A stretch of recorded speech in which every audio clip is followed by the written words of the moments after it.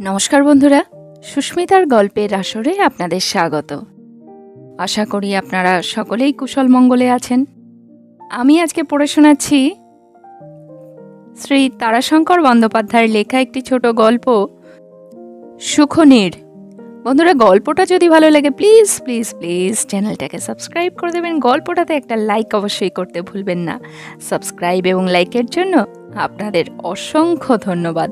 তো চলুন শুরু করি আজকের গল্প, সুখনীড়। লেখক তারাশঙ্কর বন্দ্যোপাধ্যায়।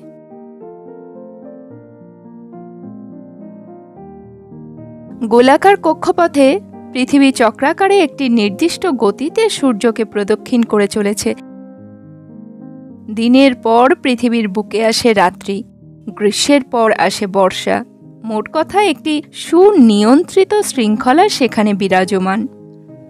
আকস্মিকতার স্থান সেখানে নেই, কিন্তু পৃথিবীর বুকের মধ্যে আরেকটি চক্র অহরহ আবর্তিত হচ্ছে, যার গতি যেমন অনির্দিষ্ট, আকস্মিকতার স্থান তার মধ্যে তেমনই অভিনব।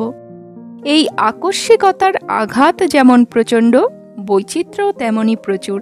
এ চক্র মানুষের ভাগ্যচক্র। আঙ্কিক নিয়মে এ চক্রের গতিবিধি নিয়ন্ত্রিত নয়, নতুবা সনকা ও মণিমালার 4 বৎসরের মধ্যে দেখা হবার কথা নয়। হিসাব নিকাশ অনুযায়ী কলকাতাও দেখা হবার স্থান হতে পারে না, কিন্তু কলকাতার এক রঙ্গালয়ের প্রেক্ষাগৃহে তাদের উভয়ের দেখা হয়ে গেল।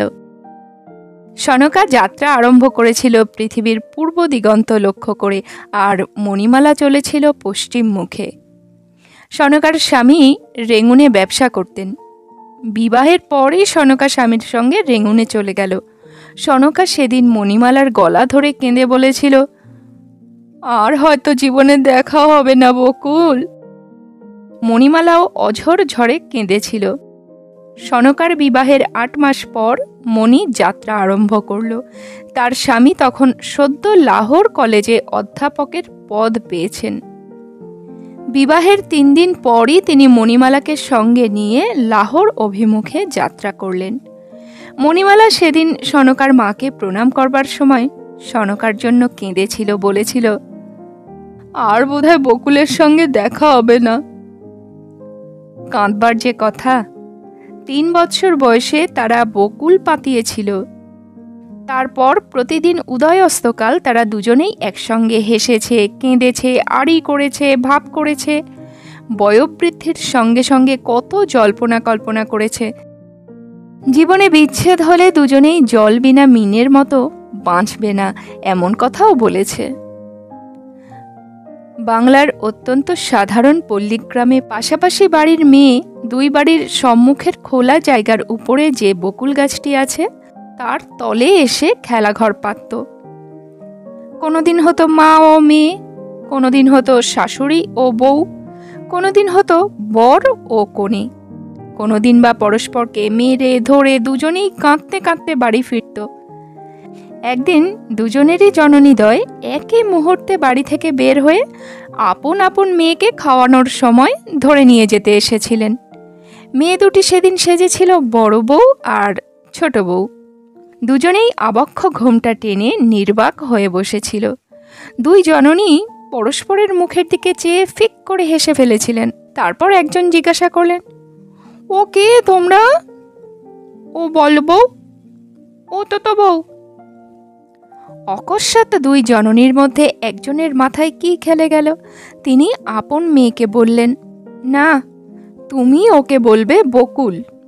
বকুল তলায় তোমাদের দুজনের ভাব, তোমরা দুজনের বকুল।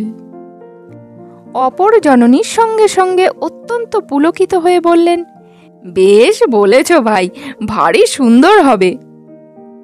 সনকা বল, মণিকে বল বকুল। সনকা মায়ের মুখের দিকে চেয়ে প্রশ্ন করল, মণি তোমার বকুল হয়, বলো তো বকুল। বকুল। মণিকে আর শিখিয়ে দিতে হলো না। সনকার শিক্ষা থেকে তার শিক্ষা হয়ে গিয়েছিল। সেও বলল, বকুল। সন্ধ্যায় মণিদের বাড়ির ঝি থালায় মিষ্টান্ন, রঙিন কাপড় এবং বকুল ফুলের মালা নিয়ে সনকাদের বাড়ির তত্ত্ব নিয়ে হাজির হলো। পরদিন প্রাতকালেই মণিদের বাড়ি মণির বকুলের তত্ত্ব এসে পৌঁছে গেল। তারপর নিবিড় অন্তরঙ্গতার মধ্যে দুটি সখী ধীরে ধীরে বেড়ে উঠছিল। কৈশোরের প্রারম্ভে দুজনেই গোপনে পরামর্শ করত, আমাদের ভাই দুজনের বিয়ে কিন্তু এক বাড়িতে হওয়া চাই, এক বাড়িতে দুই ভাইয়ের সঙ্গে। মণি বলতো, না ভাই, এক মায়ের দুই ছেলে হলে হবে না, দুই খুড়তুতো জ্যাঠতুতো ভাই। দেখিসনি আমার মেজদা আর মেজখুড়ির ছেলে সেজদার কেমন ভাব, ওদের বউদের কেমন ভাব দেখেছিস তো? এ ওকে বলে তুই, ও ওকে বলে তুই। সনকা পুলকিত হয়ে বলতো, হ্যাঁ ভাই। কিন্তু সে আকাঙ্ক্ষা তার পূর্ণ হল না। ভাগ্যচক্রের চক্রান্তে অত্যন্ত অপ্রত্যাশিতভাবে অকস্মাৎ একদিন সনকার বিয়ে হয়ে গেল। পাত্রটি এই গ্রামেরই ভাগ্নে। বাল্যকালে এই ছেলেটির নাম করতেও লোকে শিহরিত হয়ে উঠত। 15-16 বছর বয়সে একদিন সে স্কুলের শিক্ষকদের অত্যাচারে জর্জরিত হয়ে একজন শিক্ষককে নির্দয়ভাবে প্রহার করে দেশ থেকে অন্তর্নিহিত হয়ে যায়। তারপর কেমন করে সুদূর ব্রহ্মদেশে গিয়ে সে হাজির হয়, সে কথা এখানে অবান্তর। সেখানে সে প্রথম আরম্ভ করে এক বাঙালি বাবুর ঘরে পাচক ব্রাহ্মণের কাজ। তারপরে সে হয় ফেরিওয়ালা, তারপর হয় দোকানদার। ক্রমে কয়লার ডিপো, কাঠের গোলা, পুরাতন লোহালক্কর নিয়ে নাড়াচাড়া করতে করতে সে একজন বিশিষ্ট ব্যবসায়ী হয়ে উঠল। তারপর দীর্ঘকাল পরে অকস্মাৎ একদিন সে হ্যাট কোট প্যান্ট পরে প্রচুর ব্যাংক ব্যালেন্সের হিসাব নিয়ে দেশে ফিরে আসলো। সমগ্র দেশটা তার প্রশংসায় হয়ে উঠল পঞ্চমুখ। দূর দূরান্তের আত্মীয় স্বজনেরা মিলিত হয়ে পরম আবেগপূর্ণ ভাষায় তাকে দীর্ঘদিন না দেখার বেদনা জানিয়ে একবার দেখা দিতে, পদধূলি দিতে আমন্ত্রণ জানালো। এই রকম একটি নিমন্ত্রণ রক্ষা করতে সে একদিন এই গ্রামটিতে নিজের মাতুলালয়ে নিজের নতুন মোটর হাঁকিয়ে এসে হাজির হলো। কিন্তু লোকে বলল তাকে টেনে এনেছে সনকার প্রসন্ন ভাগ্য দেবতা, ভাগ্যচক্রের খেয়ালি পরিচালক। কারণ সে সনকাকে দেখে মুগ্ধ হয়ে গেল এবং বিনা পণেই নিজেই উপযাচক হয়ে বিবাহ করে ফেলল। কিন্তু আশ্চর্যের কথা, পাত্রটির কি খুড়তুতো কি জ্যাঠতুতো সমবয়সী ভাই না থাকলেও সনকা বিন্দুমাত্র আপত্তি করল না। অত্যন্ত পুলকিত চিত্তে আপনার ভাগ্যকে অভিনন্দিত করে সে হরেন্দ্রর হাতে হাত মিলিয়ে আত্মসমর্পণ করল। মণিমালাও কোনো অভিমান করল না। সে বরকে নানা কৌতুক রহস্যে বিব্রত করে তুলল। হরেন্দ্র কয়েকদিন পরেই সনকাকে নিয়ে চলে গেল রেঙ্গুন। মাস আষ্টেক পর মণিমালারও বিবাহ হয়ে গেল। পূর্বেই বলেছি, পাত্রটি তখন লাহোর কলেজের সদ্য সদ্য অধ্যাপকের পদ পেয়েছে। মনীষ নাম করা কৃতি ছাত্র। মণিমালার বাবা অনেক খোঁজাখুঁজি করে মনীষের মতো পাত্রের সন্ধান করেছিলেন। বিবাহের পর 3 দিনের দিন মণি মনীষের সঙ্গে চলে গেল লাহোর। তারপর 4 বৎসর পর অকস্মাৎ দুজনেরই আবার দেখা হয়ে গেল কলকাতার রঙ্গমঞ্চের প্রেক্ষাগৃহে। সেদিন নতুন নাটক মণিহারের উদ্বোধনী রজনী। সনকা এসে মেয়েদের বসবার জায়গায় প্রথম শ্রেণীতে আসন গ্রহণ করল। সনকা বেশ একটু মোটা হয়েছে। পরনে তার বেনারসি শাড়ি, হাতে একগাছা জড়োয়া চুড়ি, গলায় হীরার কণ্ঠি উজ্জ্বল আলোকের প্রতিভাতিতে ঝকঝক করছে। সঙ্গে পান ভরা মস্ত একটা রূপার বাক্স। থিয়েটারের ঝিটা তার সঙ্গে সঙ্গে এসে তাড়াতাড়ি বসবার আসনখানি ঝেড়ে দিয়ে বলল, আজ আমি ঠিক জানতুম যে মা আমার আসবেন। সনকা হেসে বলল, তুমি একটা কাজ করো দেখি, আমাদের গাড়িটা তো চেনো। ঝি তাড়াতাড়ি সনকার আদেশ প্রতিপালন করবার জন্য ছুটল। নিচে প্রেক্ষাগৃহের ভিড় জমে গিয়েছে, যাবে নাই বা কেন? মণিহারের লেখক যে নামকরা লেখক, বিদ্বান ব্যক্তি। মেয়েদের আসনেও যথেষ্ট ভিড়। প্রথম শ্রেণীতে সনকা লক্ষ্য করল অনেকগুলি মহিলা বসে আছেন। সহসা সে লক্ষ্য করল ওপাশ থেকে একটি বেশ ফ্যাশন দুরস্ত মেয়ে ঘন ঘন তাকিয়ে তাকিয়ে দেখছে। মেয়েটি দেখতে বেশ এবং বেশভূষা প্রসাধনে বেশ একটু আধুনিকতাও ফুটে উঠেছে। সনকা মুখ ফিরিয়ে হাতের জড়োয়া চুড়িগুলি বেশ করে একটু বের করে দিল। কিছুক্ষণ পর আবার একবার মুখ ফিরিয়ে দেখল মেয়েটি তাকেই দেখছে। এবার সনকার মনে হলো এ মুখ যেন চেনা মুখ। তবুও সনকার তাকে ভালো লাগলো না। তার ওই আড়ম্বরহীন অথচ বৈশিষ্ট্যযুক্ত বেশভূষা তার এই ঐশ্বর্যময়ী দেহসজ্জাকে যেন ব্যঙ্গ করছে। মেয়েটির দৃষ্টির মধ্যেও যেন একটু কৌতুক রয়েছে বলে মনে হলো। সনকা ভ্রু কুঞ্চিত করে বেশ একটু রূঢ়ভাবেই বলল, কি দেখছেন এমন করে আমার দিকে তাকিয়ে? মেয়েটি এবার উঠে এসে সনকার পাশের আসনটা দখল করে বসে বলল, আপনাকে দেখছি, আপনার গয়না নয়। সনকা মনে মনে রেগে আগুন হয়ে উঠল, কিন্তু এই প্রকাশ্য আসরে সেটুকু বাধ্য হয়ে গোপন করে বলল, কথামালার একটা গল্প মনে পড়ে গেল আমার। সেই একটা শেয়াল বলেছিল আঙ্গুর টক। মেয়েটি সনকার বাক্যবিষ গায়েই মাখল না, বেশ হাসি মুখে বলল, আপনাকে আমার ভারী ভালো লেগেছে, কিছু পাতাতে ইচ্ছে করছে ভাই। বেশ তো, কি পাতাবেন? চোখের বালি? না ভাই, বেশ মিষ্টি কিছু একটু ধরুন বকুল। সনকা এবার বিস্ফারিত নেত্রে তার মুখের দিকে চাইল। মেয়েটি আবার বলল, কিংবা আজ মণিহার দেখতে এসেছি, মণিমালা পাতাই দুজনে। সনকা হা হা করে হেসে তাকে বুকে টেনে নিয়ে বলল, মর মর, তুই মর, এত রঙ্গ তুই করতে পারিস। মণি বলল, আর তুই মুটকি, আরো খানিকটা মোটা হ, তবেই আরো চিনতে পারবো।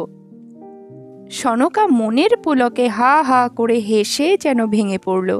মণি বলল, তবু আমি তোকে চিনতে পেরেছিলাম, কিন্তু ভাবছিলাম বকুল এখানে কেমন করে আসবে, তারা তো থাকে রেঙ্গুনে। তারপর কবে এলি এখানে বল? সনকা চোখ বিস্ফারিত করে বলল, কবে মানে? আমরা তো এখন কলকাতাতেই, এখানেই বাড়ি করেছি, এখানেই ওর আপিস। 8 মাস হয়ে গেল এখানে আসা। 8 মাস? মণিমালার বিস্ময়ের যেন অন্ত ছিল না। সনকা এবার প্রশ্ন করল, আমারও চেনা চেনা মনে হচ্ছিল, কিন্তু লাহোরের পণ্ডিত পণ্ডিতানি এখানে কেমন করে আসবে ভেবেই পাই না। মণি বলল, ও মা, আমরাও যে 1 বছরের ওপর এখানে এসেছি। পণ্ডিত মশাই নাকি বললি, তিনি যে এখন এখানেই পণ্ডিতি করছেন। বলিস কি? বাসা কোথায় লো? বালিগঞ্জে। বালিগঞ্জে? ও মা, আমি যাব কোথায় গো উনুনমুখী, আমার বাড়িও যে বালিগঞ্জে। মণি এবার বলে উঠল, এইবার আমি বলছি তুই মর মর মর, তুই পোড়ামুখেই তো চিঠি লেখা বন্ধ করেছিস। সনকা কথাটা এড়িয়ে গিয়ে বলল, যাগ্গে মরুগ্গে, কি বলে যে সেই গতস্য শোচনা নাস্তি। দেখা তো হলো, ভাগ্যে আজ তুই থিয়েটার দেখতে এসেছিলি, আমি তো প্রায়ই আসি, এক একটা বই আমার 2-3 বার করে দেখা। মণি বলল, আমিও তো মাঝে মাঝে আসি, কিন্তু আশ্চর্য, দেখ এতদিন দেখাই হলো না। সনকা এবার বলল, তোমার পণ্ডিতজি কই? দেখা না ভাই, কেমন হলো পণ্ডিতজি তোর, বল, আমি তো দেখিনি তাকে। মণি বলল, নেই এখানে, নিচে, দাঁড়া, থিয়েটার আরম্ভ হোক, দেখাবো। সনকা প্রশ্ন করল, কেমন ভালোবাসে লো তোকে, প্রতাপের মতো না চন্দ্রশেখরের মতো? ওদের কারোর মতোই না, তবে বেশ সলজ্জ অথচ গৌরবের সঙ্গে। মণি বলল, সে বলিস নে ভাই, মালামালা করেই আমার পণ্ডিতজি পাগল। মণিমালা আর ফুলের মালা, ঘরে মণিমালা আর বাইরে ফুলের মালা। ও মা, বলিস কি লো, বাইরে ফুলের মালা কি লো? কার কাছ থেকে ফুলের মালা নেয় তুই ছাড়া? যে দেয়। এখন তোর কথা বল, তোর তিনি কই? সনকা বলল, তার কথা আর বলিস নে, তিনি আবার সাহেব, তবে ধারা ওই এক, শুধু সোনা সোনা আর সোনা, আমার নাম দিয়েছে সোনা, আর বাইরে দিন রাত্রি সোনা টাকা নোট এই কুড়িয়ে বেড়াচ্ছে। আশ্চর্য মানুষ ভাই, যদি কোনোদিন কিছুতে মন খারাপ হলো, হয়তো মুখ নামিয়ে আছি, সন্ধ্যার সময় একখানা গয়না এনে হাজির। যদি বলি, ও কেন? উত্তর হলো, মুখ ভার করেছিলে যে। পুলকিত তৃপ্তির হাসিতে সনকার মুখ উজ্জ্বল হয়ে উঠল। মণি একটা দীর্ঘ নিঃশ্বাস ফেলে বলল, কই ভাই, তোর সাহেব কই? সনকা খিলখিল করে হেসে উঠে বলল, সাহেব লোকে আবার বাংলা থিয়েটার দেখে? বললাম যে, আশ্চর্য মানুষ। বলে কি, হ্যাঁ, ও রাবিশ আবার দেখে? কিছুতেই আসে না ভাই। আমি থিয়েটার দেখতে আসি, আমায় নামিয়ে দিয়ে সাহেব হয় ইংরেজি বই দেখতে যায়, নয়তো কোনো বন্ধু, তাও অধিকাংশ সাহেব তাদের ওখানে যায়। আবার ঠিক থিয়েটার ভাঙবার আগেই গাড়ি নিয়ে এসে হাজির হয়। আজও আমায় নামিয়ে দিয়ে কোন সাহেবের ওখানে গেল। সেই শেষ হবার সময় আসবে। মণি এবার প্রশ্ন করল, ছেলেপিলে কটি তোর? তোর? আমার? মণিমালা নায়ের ভঙ্গিতে ঘাড় নাড়ল। হয়নি এখনো? না। তোর? দুটি হয়ে মারা গেছে। সনকা এতক্ষণে একটা দীর্ঘ নিঃশ্বাস ফেলল। ওদিকে ধীরে ধীরে রঙ্গমঞ্চের জবনিকা অপসারিত হচ্ছিল। পাদ প্রদীপগুলো তখন সারি সারি জ্বলে উঠছে। দর্শক মণ্ডলী আপন আপন স্থানে একে একে আসন গ্রহণ করছিল। সনকা বলল, এই ভদ্রলোকের লেখা আমার এত ভালো লাগে ভাই, কি বলবো তোকে। মণি একটু হাসল।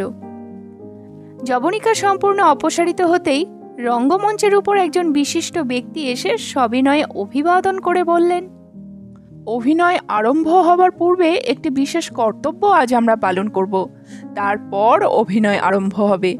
সে কর্তব্য মাত্র আমাদের, অর্থাৎ রঙ্গালয় কর্তৃপক্ষ এবং অভিনেতাদেরই নয়, সে কর্তব্যে আপনাদেরও দায়িত্ব আছে। আজ আমরা আমাদের বঙ্গ রঙ্গালয়ে প্রতিভাবান নাট্যকার অধ্যাপক শ্রীযুক্ত মনীষ মুখোপাধ্যায় মহাশয়কে সম্মান প্রদর্শন করব। শ্রীযুক্ত মনীষবাবুর প্রতিভার পরিচয় আপনাদের মতো নাট্যমোদীদের কাছে দিতে যাওয়া বাহুল্য, তবুও বলবো তার প্রথম নাটক অরুণালোক আমাদের নাট্যজগতে সত্য সত্যই অরুণালোক। আজ আবার তার নতুন নাটক মণিহার অভিনীত হবে। আশা করি মণিহার বঙ্গবাণীর কণ্ঠে মণিহার রূপে শোভা পাবে। সমস্ত দর্শক মণ্ডলী আনন্দে করতালি দিয়ে উঠল। তারপর নাট্যকার অধ্যাপক মনীষ মুখোপাধ্যায় এসে দর্শক মণ্ডলীকে অভিবাদন করতেই পুনরায় করতালি ধ্বনিতে প্রেক্ষাগৃহ মুখরিত হয়ে উঠল। রঙ্গমঞ্চের কর্তৃপক্ষ অধ্যাপক মুখোপাধ্যায়ের কণ্ঠে মালা পরিয়ে দিলেন। দর্শক মণ্ডলীর মধ্যে থেকে কয়েকজন মাল্যদানে নাট্যকারকে অভিনন্দিত করল। সনকা মুগ্ধ হয়ে দেখছিল। মণি মৃদু হেসে বলল, দেখলি দেখলি ভাই? কি? ফুলের মালা কুড়োনোর ধুম। বলছিলাম না, মণিমালা আর ফুলের মালা, এই হলো পণ্ডিতজির বাতিক। বিস্ময়ে অভিভূত হয়ে সনকা এবার প্রশ্ন করল, ইনি তোর বর? গৌরবের হাসি হেসে বলল, উনি আমার পণ্ডিতজি। মণি আবার হেসে বলল, বাতিকের কথা আর বলিস নে ভাই। কোনোদিন সন্ধেতে যদি মানুষটা বাড়িতে দুদণ্ড স্থির থাকে, আজ এখানে সভা, কাল ওখানে থিয়েটার, ওর বই হচ্ছে, পরশু কোনো জায়গায় অভিনন্দন, আর ফিরে এসে ঘুমন্ত আমাকে ঠেলে তুলে ফুলের মালার বোঝা গলায় চাপিয়ে দেবে। সনকা কোনো উত্তর দিল না। সে রঙ্গমঞ্চের দিকে চেয়েছিল। আবার ধীরে ধীরে রঙ্গমঞ্চের জবনিকা অপসারিত হচ্ছিল। অকস্মাৎ সাদা আলো নিভে প্রগাঢ় নীল বর্ণের আলোকধারায় স্নান করে রঙ্গমঞ্চের মধ্যে বিচিত্র দৃশ্য আত্মপ্রকাশ করল। অভিনয় আরম্ভ হলো। প্রথম অঙ্ক শেষে সনকা হেসে বলল, পণ্ডিতজিকে আমার প্রণাম জানাস ভাই। কত বড় বিদ্বান লোক। মণি হেসে বলল, বলিস কি প্রণাম? সে তুই নিজে জানাস ভাই। সনকা বলল, বেশ, কবে আমার ওখানে আসছিস বল? আমার বিয়ে আগে হয়েছে, ঘর আমার আগে, সুতরাং আমার বাড়ি নেমন্তন্ন আগে রাখতে হবে। মণি বলল, দাঁড়া ভাই, পণ্ডিতজির আবার অবসর দেখতে হবে, সভা সমিতি থাকলে তো হবে না। সনকা অকস্মাৎ হেসে বলল, এদের দুজনের মিলবে কিন্তু বেশ। একজন বলবেন, কয়লার দর যা চড়েছে বুঝলেন। উনি বলবেন, রবিবাবুর ওই কবিতাটা পড়েছেন আপনি? ঝিটা এসে বলল, কই গো বড় মা, আজ যে আপনার কিছু অর্ডার হলো নি, কি আনবো বলুন। সনকা বরাত করল চা ও কিছু খাবারের। সনকা খাবার তুলে মনির পাতে দিচ্ছিল। হাত নড়াচড়ার সঙ্গে সঙ্গে হাতের চুড়িগুলি থেকে আলোক প্রতিচ্ছটা চারিদিকে জলকণার মতো ছড়িয়ে পড়ছিল। মণি প্রশ্ন করল, চুড়িতে তোর কি পাথর ভাই বকুল? সনকা বলল, হিরে। বলিস কেন, গয়না গয়না একটা বাতিক, কত টাকা যে গয়নাতে বন্ধ হয়ে রয়েছে তার হিসেব নেই। আর একটা চপ নে ভাই। মণি বলল, না না ভাই, আমার কিছু ভালো লাগছে না, আর দিস নে। পঞ্চম অঙ্কের শেষ হতে তখনও কিছু দেরি ছিল। ঝিটা এসে সনকাকে ডাকলো, মা, বাবু গাড়ি নিয়ে দাঁড়িয়ে আছেন, আপনাকে। সনকা তখন নাটকের বিয়োগান্ত পরিণতির বেদনায় অভিভূত হয়ে ঝড়ো ঝড়ো করে কাঁদছিল। সে বিরক্ত হয়ে বলল, দাঁড়াতে বল গায়, এখন খানিকটা দেরি আছে। ঝি চলে গেল। সনকা আপন মনেই বলল, এমন কাঠখোট্টা মানুষ তো আমি দেখিনি।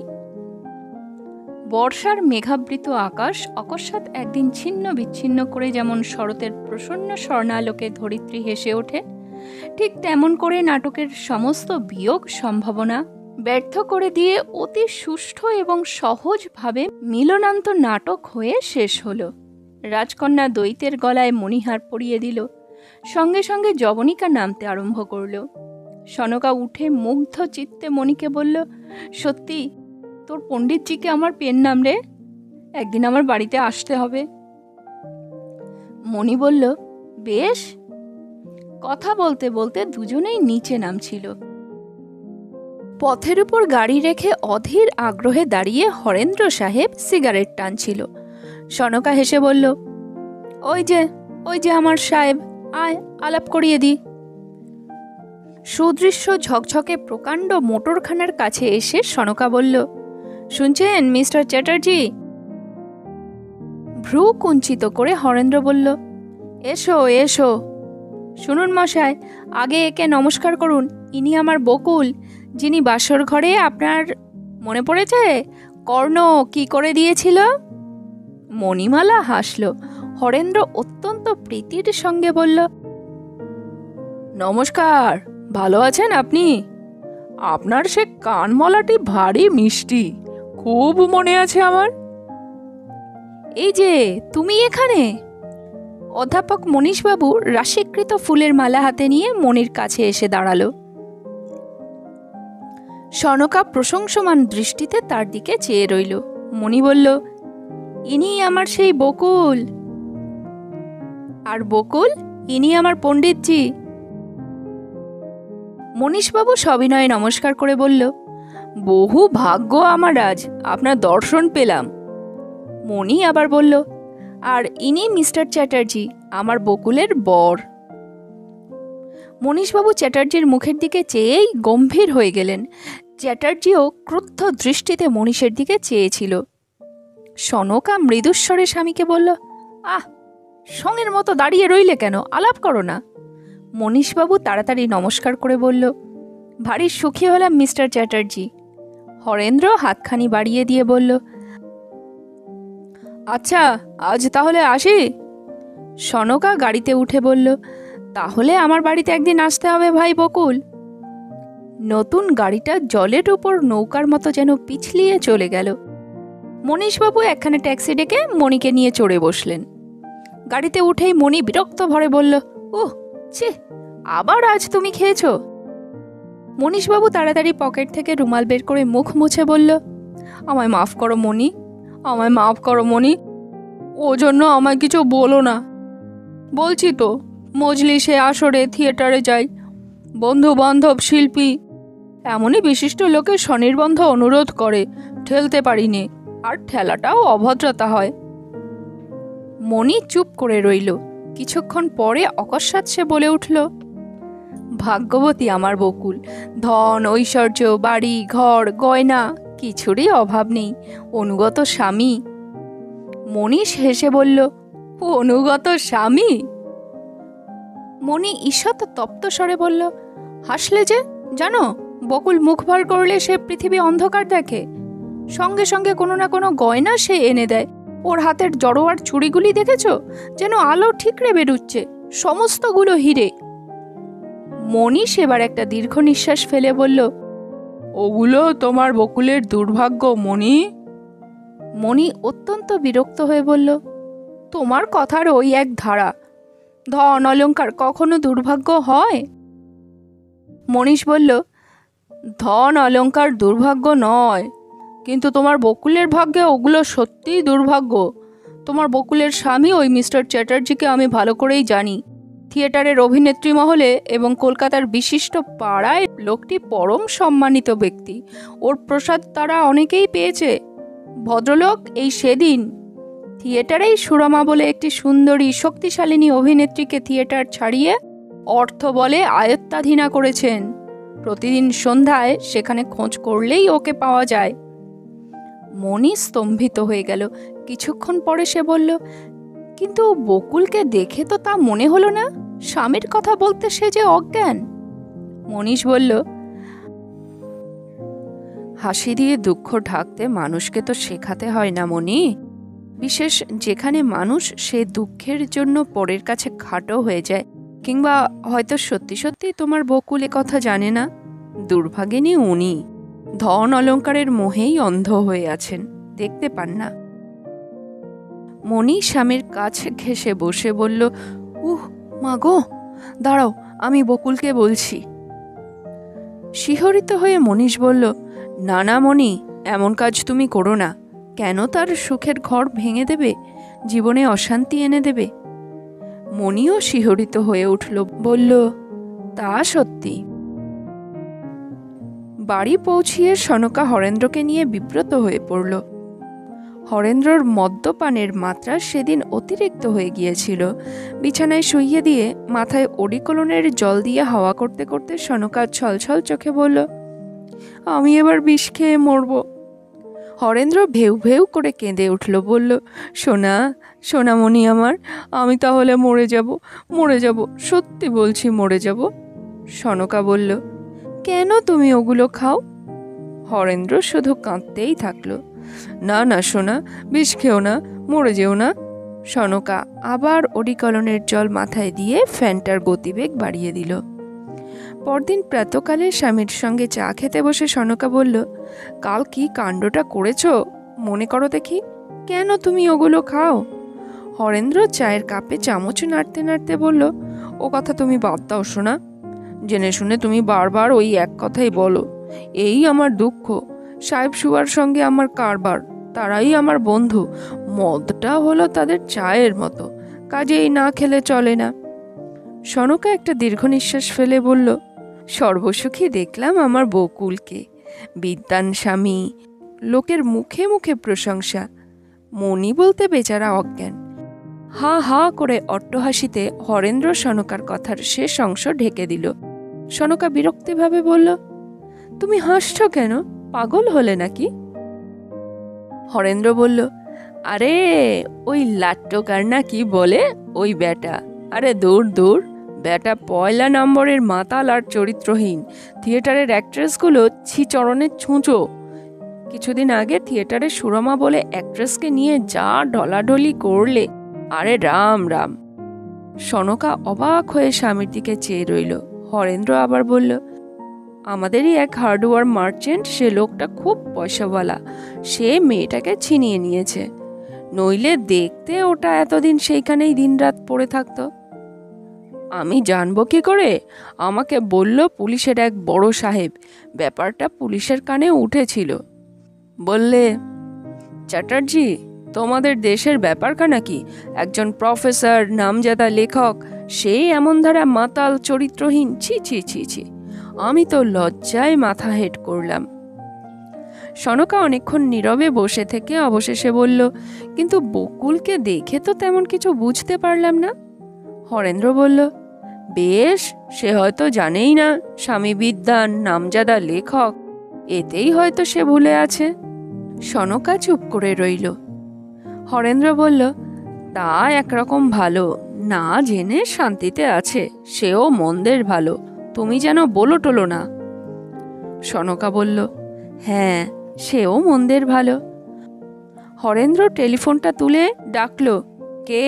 Ghosh company, jewellers. দেখুন, জড়োয়া ব্রোচ একখানা পাঠিয়ে দিন তো। হ্যাঁ, এই 10টার মধ্যে। অপরাহ্নে অধ্যাপক মনীশবাবু সাজসজ্জা করছিলেন। কোথায় একটা সভা হবে, সেখানে তাকে সভাপতিত্ব করতে হবে। মণিমালা নিজের হাতে কাপড় চাদর কুঁচিয়ে রেখেছে। প্রত্যেক দিনই সে রাখে। মনীষ জামা গায়ে দিতেই সে নিজে সযত্নে চাদরখানি তার গলায় তুলে দিল। মনীষ তাকে সমাদরে কাছে টেনে চুম্বন করে বলল, বলো কি আনিব বালা? মণি হেসে উত্তর দিল, রাজ ও কণ্ঠের মালা। এটুকু তাদের নিত্যকার অভিনয়। মনীষ বাইরে গিয়ে আকাশের দিকে চেয়ে বলল, কি ভয়ঙ্কর মেঘ করেছে, ছাতি আর বর্ষাতিটা নিতে হবে দেখছি। মণি তাড়াতাড়ি ছাতি ও বর্ষাতি এনে দিল। মনীষ বেরিয়ে গেল। মণি জানালায় বসে আকাশের দিকে চেয়ে রইল। বালিগঞ্জের নির্জন পল্লীপথ প্রায় জনহীন। একটা তীব্র তীক্ষ্ণ শব্দে মোটরের হর্ন বেজে উঠল। মণি দৃষ্টি অবনমিত করে দেখল যে প্রকাণ্ড নতুন ঝকঝকে মোটরখানা দ্রুত বেগে চলেছে। ঠিক সনকাদের মোটরটার মতো মোটর, তেমনই বড়, হর্নের শব্দ তেমনি, নতুনও বটে, হয়তো চ্যাটার্জি চলেছে অভিসারে। অকস্মাৎ মণির মন বেদনায় ভরে উঠল। হায় বকুল, দুর্ভাগিনী বকুল, সে হয়তো নিশ্চিন্ত মনে ঘরে বসে ঘুরিয়ে ফিরিয়ে জড়োয়ার চুড়িগুলো দেখছে। ঠিক সেই সময়েই সনকা বসে মণির কথা ভাবছিল। চ্যাটার্জি বাড়িতে নেই। খিদিরপুরে কোন সাহেবের সঙ্গে একটা বড় ব্যবসার কথা আছে, সেখানে গিয়েছে, ফিরতে রাত্রি হবে। একা বসে থাকতে থাকতে সেও দীর্ঘ নিঃশ্বাস ফেলে ভাবছিল, হায় দুর্ভাগিনী বকুল, তুই তো জানিস নে ভাই, কি কালকোট ভরা ফুলের মালা মনীষ নিত্য তোর গলায় পরিয়ে দেয়। তার চোখ ভরে জল আসলো। আশ্চর্য, হঠাৎ যেন তার মন মনির দুর্ভাগ্যের কথা স্মরণ করে খানিকটা তৃপ্তিতেও ভরে উঠল। অহেতুকী তৃপ্তি। আকাশে মেঘ ঘনিয়ে উঠেছে। মণি মুখ বাঁকিয়ে সনকার আভরণ রাশিকে উপহাস করে উঠে দাঁড়ালো। বিছানা পাততে হবে। এই বিছানা পাতা কাজটি সে নিজে হাতে করে, অপরের হাতে পাতা বিছানাতে শয়ন করে তার তৃপ্তি হয় না। অকস্মাৎ তীব্র নীল আলোয় সারা আকাশ চিড় খেয়ে গেল। সঙ্গে সঙ্গে গুরুগুরু গর্জনে সমস্ত থরথর করে কেঁপে উঠল। কোনো উন্মাদ যেন নিষ্ঠুর অট্টহাসি হাসছে।